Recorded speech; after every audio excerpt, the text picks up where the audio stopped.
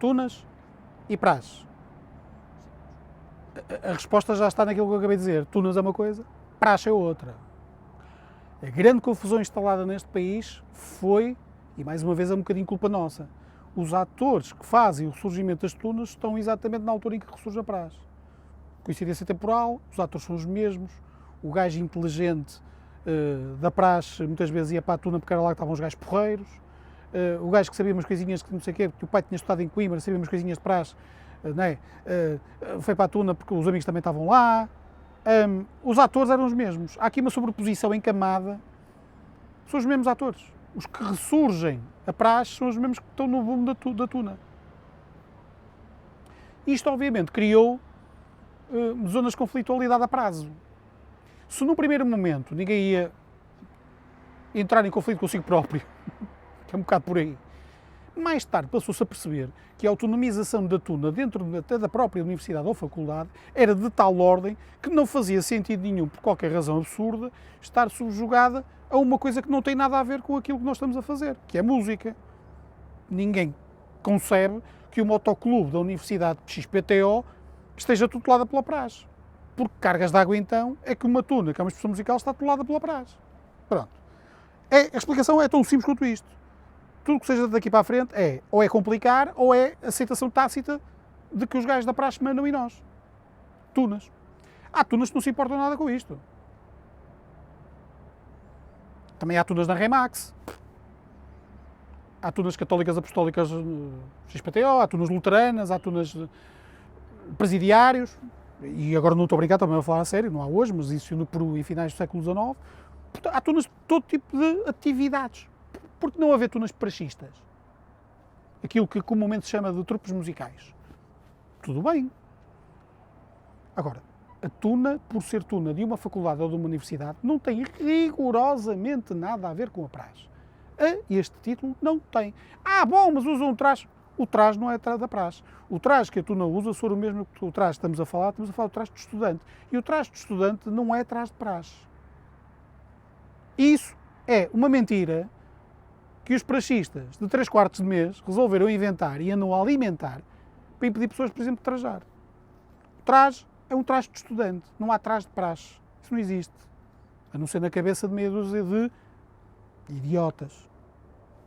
Porque é disso que nós estamos a falar. As tunas são o que são. São expressões musicais. Uma motoclube é uma expressão mecânico-motociclística e os raios folclóricos idem aspas, o grupo de costura da Universidade XPTO idem aspas, ok? O que os seus componentes fazem ou não fora desse âmbito é da responsabilidade de cada um. E se querem ser praxistas, os intervalos estão na tuna, sejam. A tuna nunca quis impor regras a ninguém. O que não aceita é que venha alguém impor uma estrutura organizativa, ou política, ou sociológica, mente pseudo-nazi, franquista, /salazarenga, em cima de uma expressão musical que não tem rigorosamente nada a ver. Com uma agravante. Já há tunas há mais tempo do que há duxos neste país. E quem não percebeu isto não percebe porra nenhuma. Desculpem lá o termo, mas é a única maneira que eu tenho que dizer para separar claramente as águas. Tuna é uma coisa, praxe é outra. Na praxe está quem quer, na tuna está quem pode. Como no motoclube está quem pode. O gajo que tem moto pode ir, quem não tem não pode. Na praxe está quem quer. E esta noção de que há uma tutela subterrânea, algures debaixo destes calhaus aqui da zona do Palácio Cristal, que tutela tudo que é o mundo universitário, é quase medieval. Para não dizer outra coisa pior. Não. Tuna é tuna, praxe é praxe. Vamos deixar isto claro. Porque sempre foi assim, não sou eu que o estou a dizer. É a história que o diz. Vejam o filme Capas Negras, procurem um dux. Não encontram uma tuna.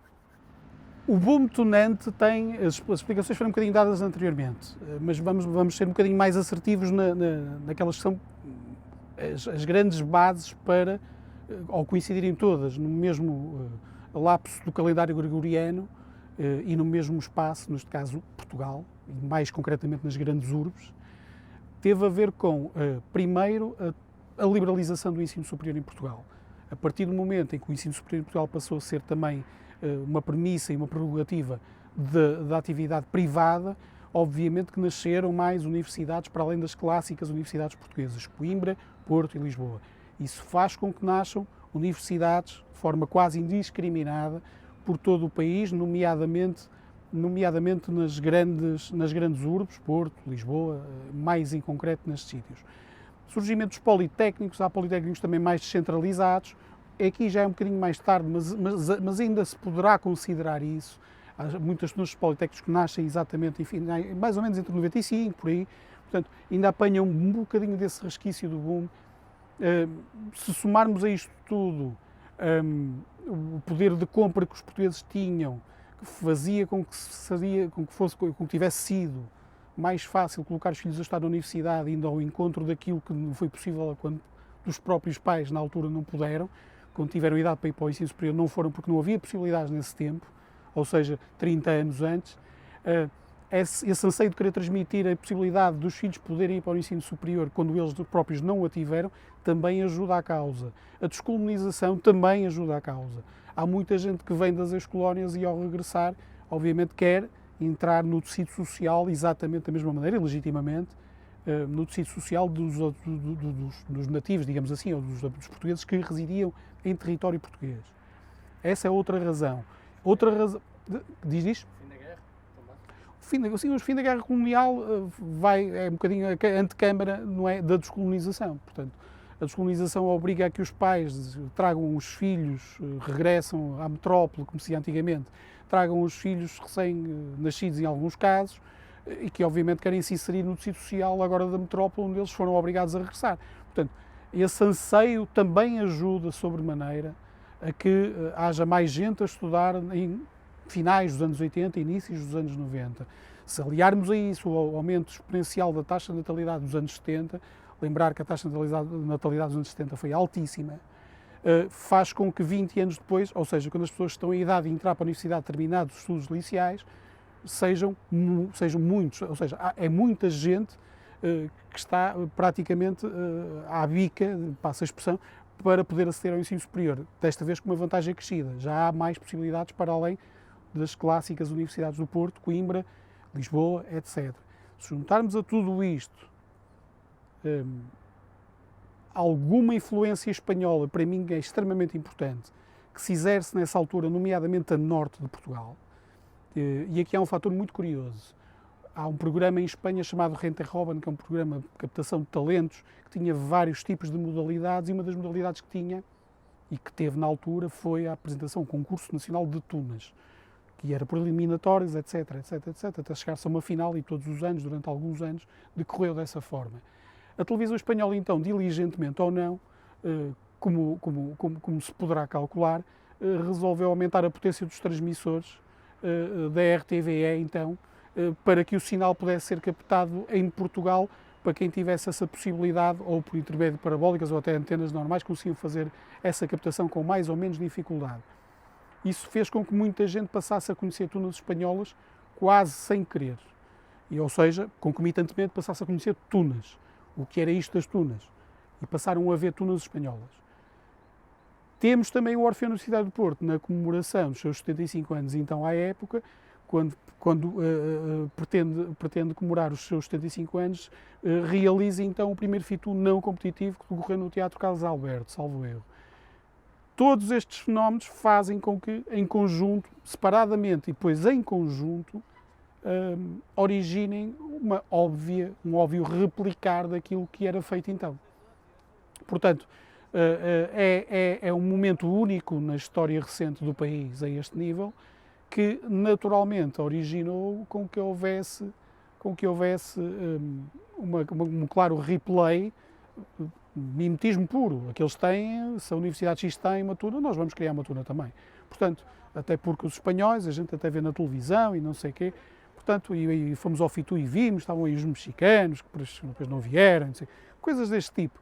Todos estes contextos, ao serem somados e sobrepostos em camada, tornou óbvio, não é?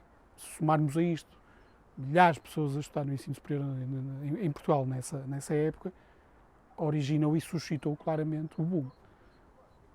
Isto, em traços muito gerais, o boom resulta exatamente dessa conjugação de fatores que eu quase que me atrevo a dizer irrepetíveis. Pelo menos nos próximos 100 anos não estou a ver uma conjugação de fatores, se calhar exatamente no mesmo lapso temporal, e no caso português. Não estou, até porque as coisas vão mudando e todos os dias as cartas estão a ser postas na mesa. Há tunas a serem fundadas ainda hoje, por incrível que pareça, e há tunas que estão a desaparecer. Portanto, tudo está a acontecer todos os dias, de uma forma rápida, as mutações são muito, muito rápidas.